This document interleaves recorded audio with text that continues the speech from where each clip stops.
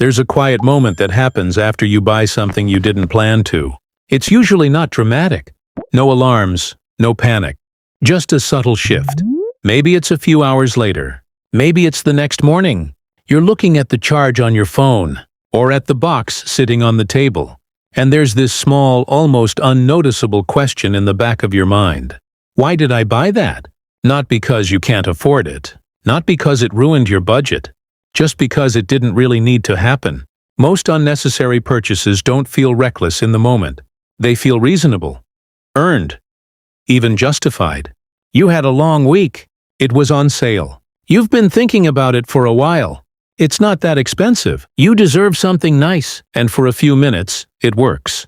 There's a lift, a small emotional release, something new to look at, something to anticipate, something that feels like movement. But the feeling fades faster than we expect. Then the pattern repeats.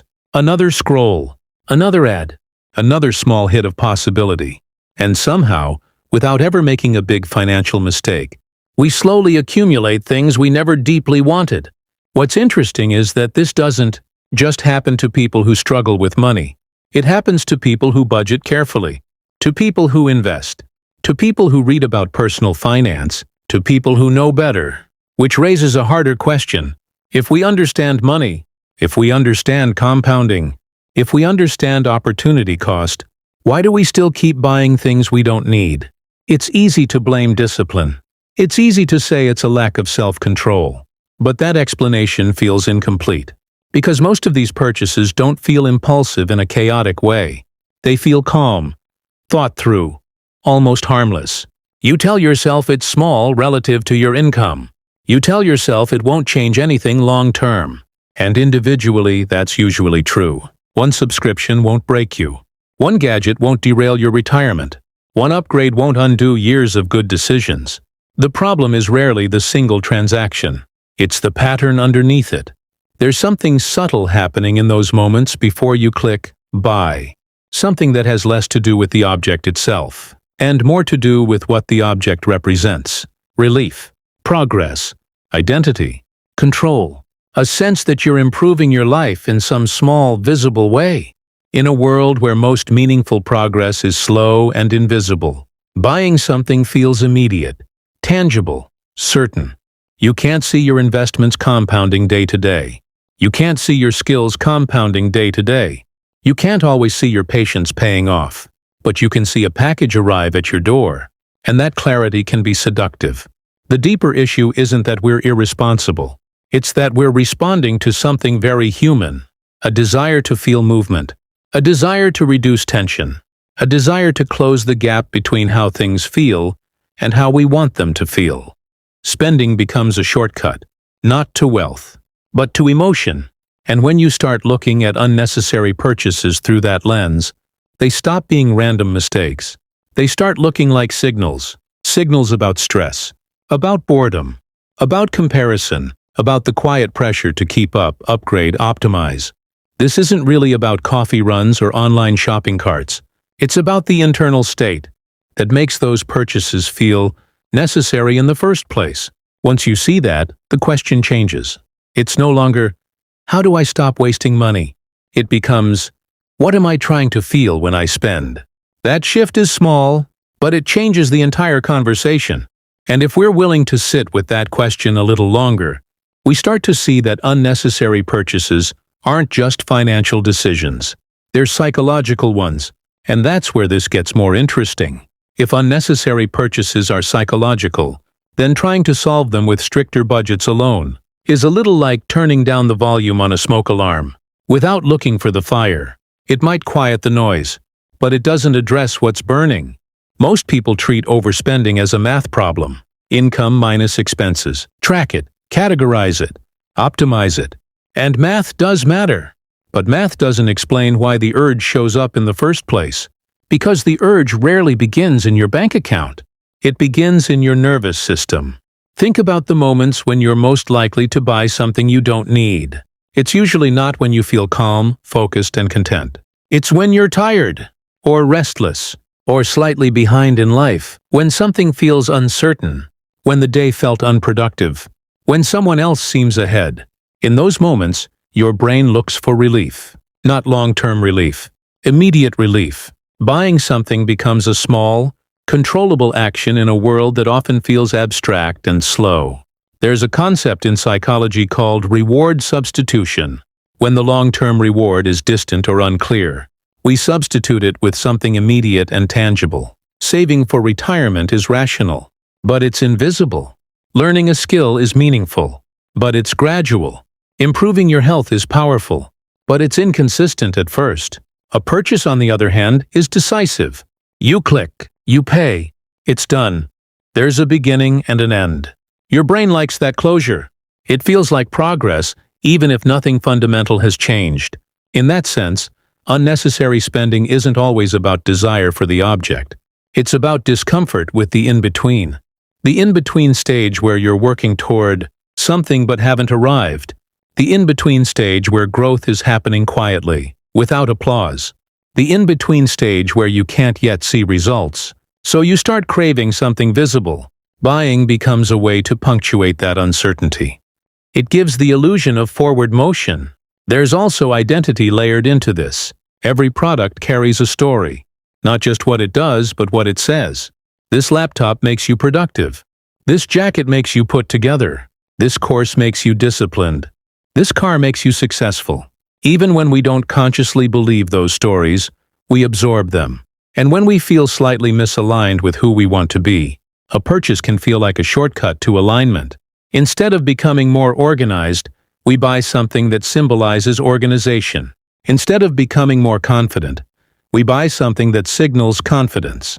Instead of building stability, we buy something that looks stable. It's subtle, but it's powerful, because symbols are faster than transformation. And in a culture that constantly exposes us to curated images of progress, it's easy to feel like we're behind. You scroll for a few minutes, and you're exposed to dozens of upgraded lives. New spaces, new gadgets, new routines, new aesthetics. Even if you intellectually know it's curated, your brain still registers comparison. Comparison creates tension. Tension looks for release. Spending offers release, not permanently, just long enough. There's also something else happening beneath the surface. Modern purchasing is frictionless. You don't hand over cash. You don't feel the physical separation. You tap a screen. You confirm with your face. The delay between desire and acquisition has collapsed. When friction disappears, reflection often disappears with it. And without reflection, impulses feel like decisions. So when we ask, why do I keep buying things I don't need? The more honest answer might be, because it soothes something, because it resolves something, because it symbolizes something, not because you're careless, not because you lack discipline, but because you're human in an environment engineered to convert discomfort into transactions. Once you start seeing spending as emotional regulation rather than just consumption, the behavior looks different. It's less about willpower, more about awareness of what state you're in when the urge appears. And that awareness changes how you interpret the next impulse that shows up. I didn't always see it this way. For a long time, I told myself I was just investing in my future, and sometimes I was.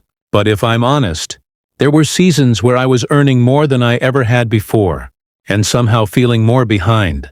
I remember one specific stretch of time when the channel was growing, income was increasing, and on paper, everything looked like progress. But internally, I felt pressure. Pressure to keep improving. Pressure to look established. Pressure to signal that I belonged in rooms I had only recently entered. I wouldn't have described it as insecurity back then. I would have called it upgrading. I bought equipment I didn't truly need yet.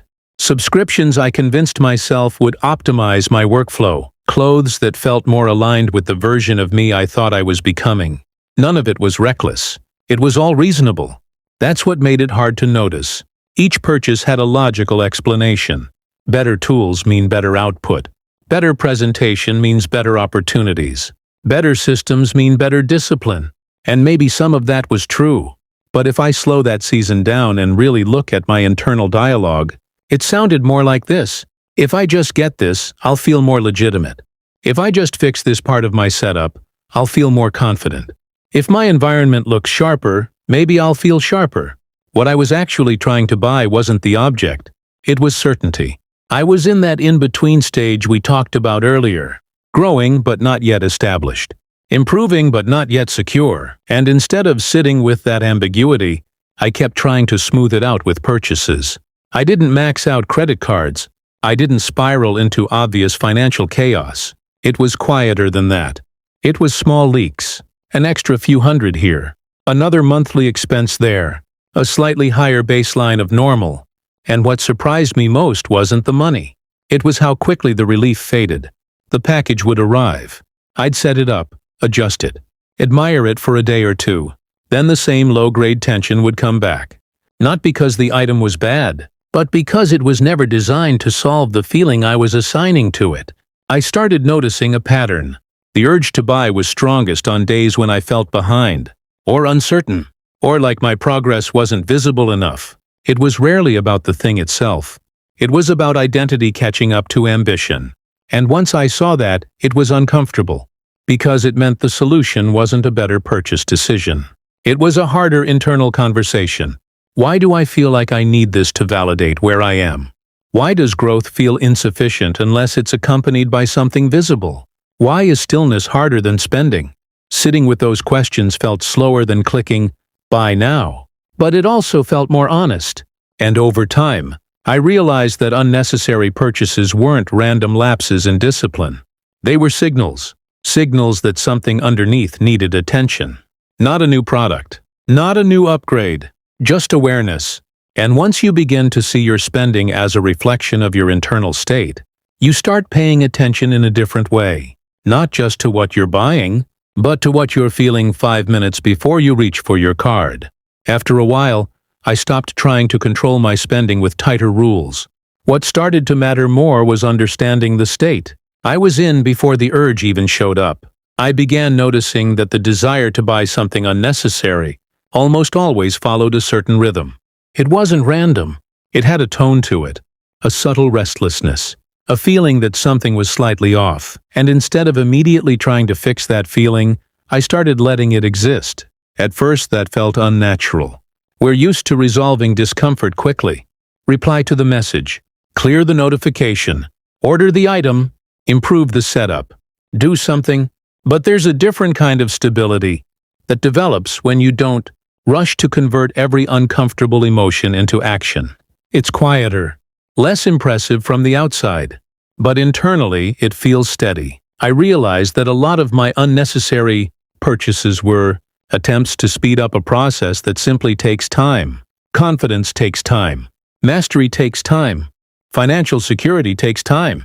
There's a kind of maturity in allowing progress to be invisible for a while, in not needing physical proof that you're evolving.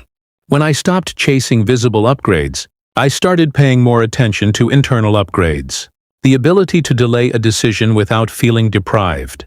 The ability to separate "I want this" from "I need this to feel okay." That distinction changed everything.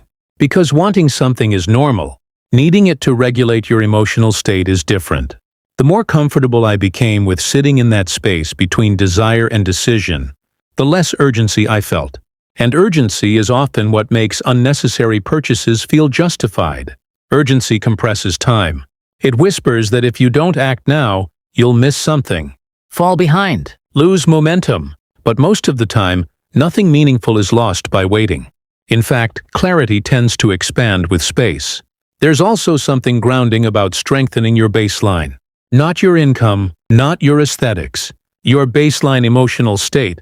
When your sense of self isn't fluctuating with every comparison or every slow week, you don't reach for purchases as stabilization tools. You don't need objects to reinforce your identity.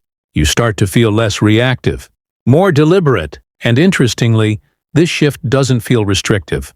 It feels lighter, because you're no longer constantly negotiating with yourself. You're not trying to justify every transaction or talk yourself out of every impulse. There's simply more awareness between stimulus and response. Over time, that awareness builds a kind of quiet confidence, not the kind that needs to be displayed. The kind that's comfortable being under construction. And when you're comfortable being under construction, you don't feel the same pressure to decorate the scaffolding. You let the structure rise at its own pace. without trying to accessorize it into something finished before it's ready. And maybe that's what this really comes down to. Not money, not minimalism, not discipline in the traditional sense, but the relationship you have with your own unfinished self. Unnecessary purchases often show up when we're uncomfortable with who we are in the middle of becoming, when we haven't fully arrived, but we're no longer where we used to be. That space can feel unstable. Buying something can momentarily make it feel solid. It can make you feel defined. But real stability doesn't come from defining yourself through objects. It comes from tolerating that undefined season without trying to escape it. There's nothing wrong with enjoying nice things. There's nothing wrong with upgrading your life thoughtfully. The issue isn't the item. It's the expectation we quietly attach to it. The expectation that it will calm the doubt, or speed up the timeline, or make us feel complete. When you start seeing that pattern, something shifts. You begin to notice the emotion before the purchase. You recognize the subtle tension. And instead of judging yourself for it, you understand it. You see that the urge isn't proof that you're bad with money. It's proof that you're navigating ambition, comparison, uncertainty, and growth in a world that constantly offers consumption as the easiest relief. And that awareness alone creates space. Space to pause. Space to choose. Space to let a feeling pass without turning it into a transaction. Over time, that space becomes freedom. Not the loud kind, not the kind that announces itself, but the quiet kind. The kind where you no longer feel pulled by every impulse. The kind where your progress doesn't need to be displayed to feel real. The kind where you can sit in your life as it is. Still building, still evolving, without needing to buy proof that you're enough. And maybe that's the deeper answer to why you keep buying things you don't need. Not because you lack control, but because you're learning how to be at peace with becoming.